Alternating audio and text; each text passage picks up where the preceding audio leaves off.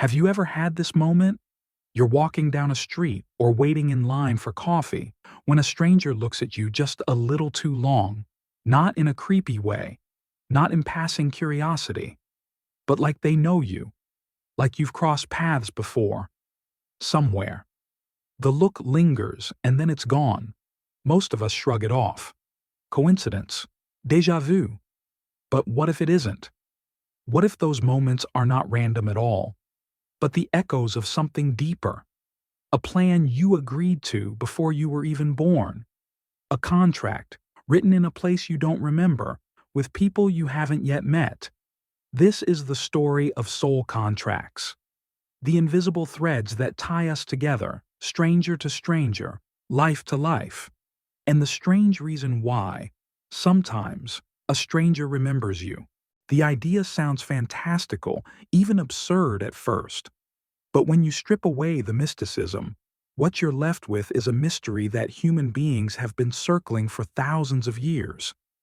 Ancient Sumerians told stories of destinies written in clay tablets by the gods. The Greeks spoke of the Moirai, the Fates, three sisters who spun, measured, and cut the threads of human life. In Hindu tradition, karma weaves obligations across lifetimes, binding souls into cycles of cause and effect. And then there are the stories you've lived yourself. That uncanny moment when a stranger feels familiar. When someone new enters your life, and it feels like they've been there all along. Are these just tricks of memory? Psychological glitches? Or do they point to a truth we've forgotten? Scientists have tried to measure déjà vu. Neuroscientists say it's the brain misfiring, confusing the present with a memory that never existed. Psychologists describe it as the mind recognizing a pattern that feels eerily familiar. And yet, even the most rigorous studies can't explain why these moments often carry such a heavy emotional weight. People don't just see familiarity, they feel it.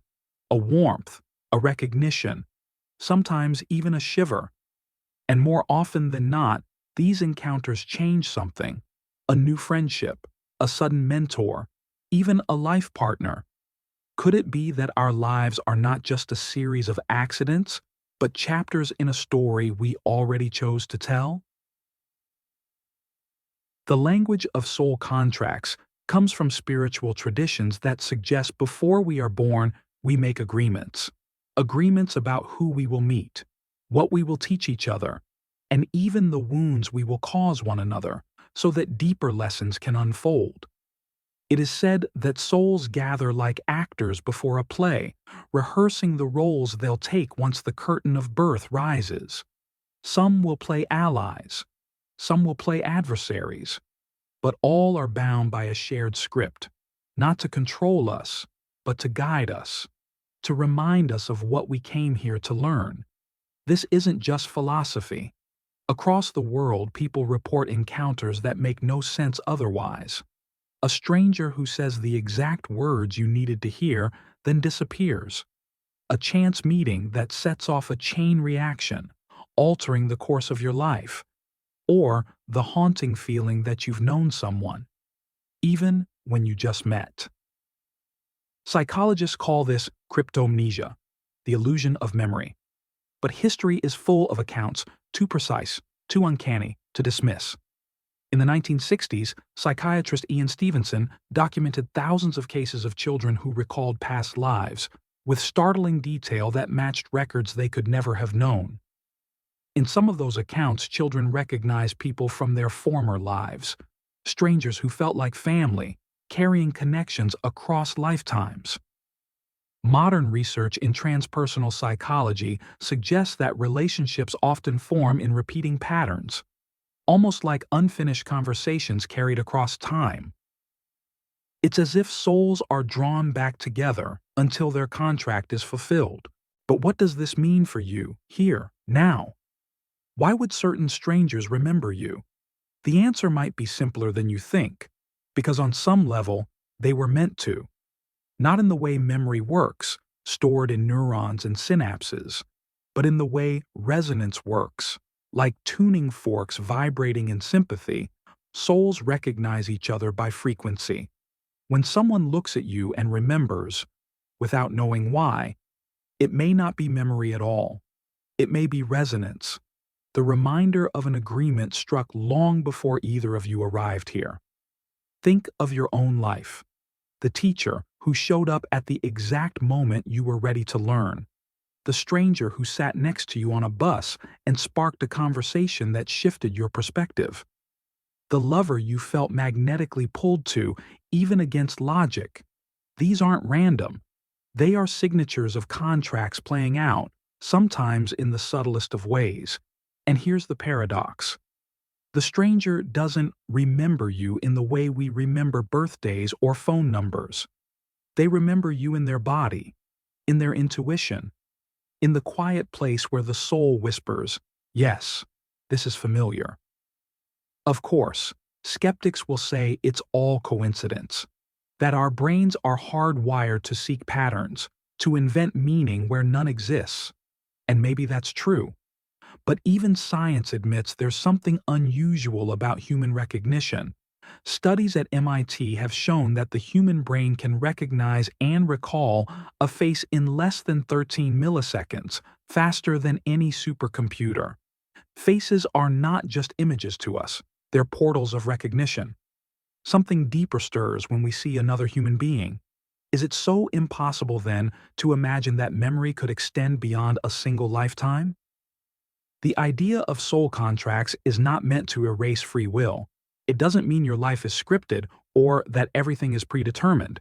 It means certain people, certain encounters are anchored into your path. How you respond is still up to you. The contract sets the meeting. The choice of what to do with it, that's yours. And here is where it becomes deeply human. Because when you realize that the stranger who smiled at you, or the one who broke your heart, or the one who saved your life, when you realize they may all be part of a larger agreement, life stops being random. It becomes a dialogue, a conversation between souls stretching across time. So, why do certain strangers remember you? Because they promised to. Because somewhere beyond this life, you shook hands, you agreed to meet. And in that meeting, no matter how brief, a thread of the larger story is woven back into place. If you start to look for them, you'll notice the signs, the pull in the gut when you meet someone new, the sense of safety with a person you've only just met, the strange feeling that you're not meeting for the first time, but picking up where you left off. Maybe it's all fantasy. Maybe it's wishful thinking. But maybe, just maybe, the reason strangers remember you is because, to them, you were never really a stranger at all. We live in a world obsessed with beginnings and endings, birth, death, meeting, goodbye. But the story of soul contracts suggests something else, that there are no strangers, only souls, weaving in and out of each other's lives, forgetting and remembering, until the lesson is complete. So the next time a stranger's eyes linger on yours, don't dismiss it. Pause. Feel. Because in that moment, you may be touching the invisible contract of your own soul and the reminder that this life, as fleeting and fragile as it seems, is part of something vast, ancient, and beautifully unfinished. And perhaps that is the hidden truth, that the people who remember us, the ones we cannot explain, are not here to confuse us, or test us, or haunt us. They are here to remind us of who we are, who we've been, and who we promise to become. The strangers are not strangers. They are mirrors. And every glance, every chance encounter is an invitation to remember,